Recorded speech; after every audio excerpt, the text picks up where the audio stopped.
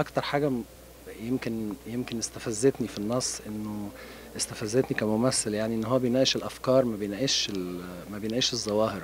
الافكار اللي احنا بنتكلم فيها وشفناها من المستوى الزمني اللي هو بتاع الثلاثينات والعشرينات لغايه مثلا 2009 2010، وما شفناش حاجه جديده.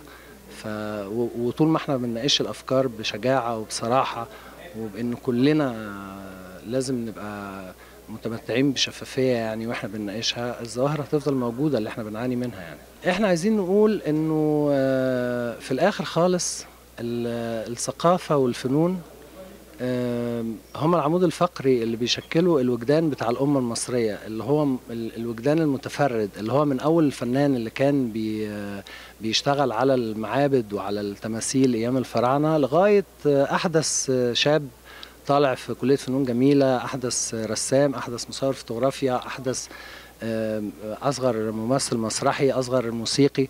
هو ده العمود الفقري بتاع الوجدان اللي بيشكل يعني جزء مهم جدا من وجدان الأمة المصرية. هو ما فيش شك انه بيحصل تطوير ذاتي كل ليلة عرض، بيحصل تطوير ذاتي. اعتقد انه على اخر يوم في الرواية هيكون اخر يوم في الثلاث ايام اللي هو الخميس، يعني هيكون التغيير ده اكتمل بشكل كبير جدا.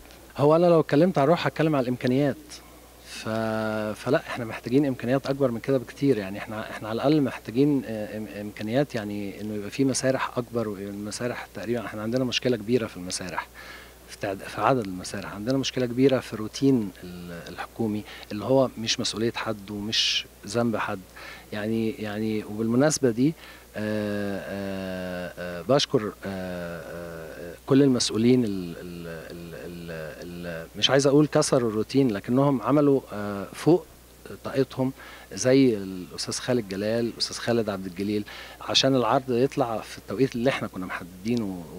وده شيء الحقيقه يشكر لهم جدا. يعني الناس ما بتهربش على فكره، الناس بتهرب من لا، بعضهم لما بيهرب لانه متخوف من امور روتينيه، متخوف من مشاكل ليها علاقه بتوقيتات العروض مع شغله التاني.